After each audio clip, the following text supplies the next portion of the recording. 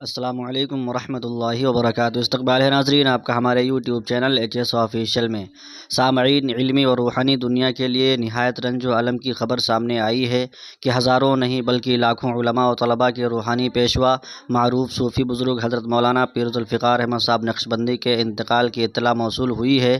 اس خبر کے آتے ہی ملک و بیرون ملک علمی، دینی اور روحانی حلقوں میں گہرے صدمے کی لہر دوڑ گئی ہے۔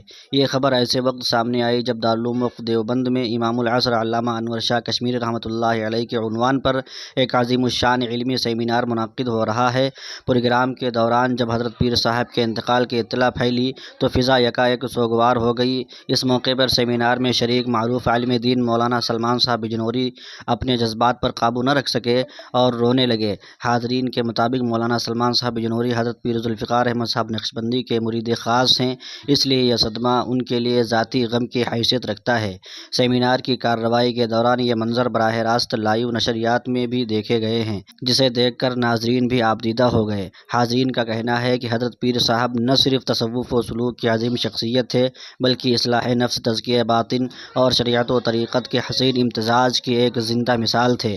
ان کی خانقاہی نسبت اور دینی خدمات نے ایک پوری نسل کی فکری و اخلاقی تربیت کی۔ حضرت مولانا پیر ذوالفقار احمد صاحب نقشبندی رحمۃ اللہ علیہ کا شمار ان بزرگوں میں ہوتا تھا جنہوں نے خاموشی کے ساتھ مگر گہرے اثرات کے ساتھ کام کیا۔ ان کے مریدین میں علماء، اساتذہ، طلباء اور مختلف شعبۂ ہائے زندگی سے تعلق رکھنے والے افراد شامل ہیں۔ ان کی وفات کی خبر نے اس وسیع حلقے کو یتیمی کا احساس دلا دیا ہے۔ علمی حلقوں کا کہنا ہے کہ یہ صرف ایک فرد کا انتقال نہیں بلکہ ایک عہد کا خاتمہ ہے۔ توقع کی جا رہی ہے کہ جلد ہی ان کی نماز جنازہ اور تدفین سے متعلق تفصیلات سامنے آئیں گی۔